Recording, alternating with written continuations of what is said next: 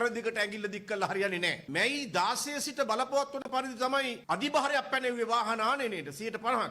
මැයි 15 වෙනිදා මේ තොරතුර කලින් දැනගත්තු කට්ටිය. දැන් මුදල් අමාත්‍යාංශ නියෝජ්‍ය අමාත්‍යවරයාට අනුව ණයවර ලිපි 380ක් විවෘත කරලා තියෙනවා. ඔහු කියන්නේ මේ ණයවර ලිපි 380න් ගේන්නේ වාහන 1782යි කියලා. වාහන ආනයනකරුවන්ගේ සංගමය මේ වන විට ප්‍රකාශයට පත් කරලා තිබෙනවා මේ නියෝජ්‍ය මුදල් ඇමතිවරයාගේ ප්‍රකාශයේ වළංගු නැහැ කියලා. සාමාන්‍ය වාහන ආනයනකරුවෙක් නම් විවෘත කරන එක ණයවර ලිපියකට වාහන ගේන්න පුළුවන් එකක් දෙකක් වැඩි වුණොත් 10ක්. අපි දන්නවා වාහන නියෝජිත සමාගම් ඒජන්ට්ලා ඒගොල්ලන්ට ඒ සීමාව නැහැ. එක ණයවර ලිපියකින් ඒගොල්ලන්ට වාහන 100 200 500 1000 වුණක් ගේන්න පුළුවන්. මුදල් නියෝජ්‍ය අමාත්‍යවරයාම කියන ආකාරයට මේ කලින් දවසේ ඩොලර් මිලියන් 30කට වඩා මුදලක් එළියට ගිහිලා තියෙනවා ණයවර ලිපි නිකුත් කරලා තියෙනවා. සාමාන්‍ය වාහන ආනයන කරුවෙකුගේ ණයවර ලිපියක වළංගු කාලය මාස 3යි. ප්‍රධාන වාහන නියෝජිත සමාගම්වල ණයවර ලිපියක වළංගු කාර්ය වසර එකමාරක් දෙකක් තරම් දිගු කාලයක් දක්වා යනවා. ඒ කියන්නේ ඒ අවුරුදු එකමාරක් දෙකක් පමණ යනකම් ගේන සෑම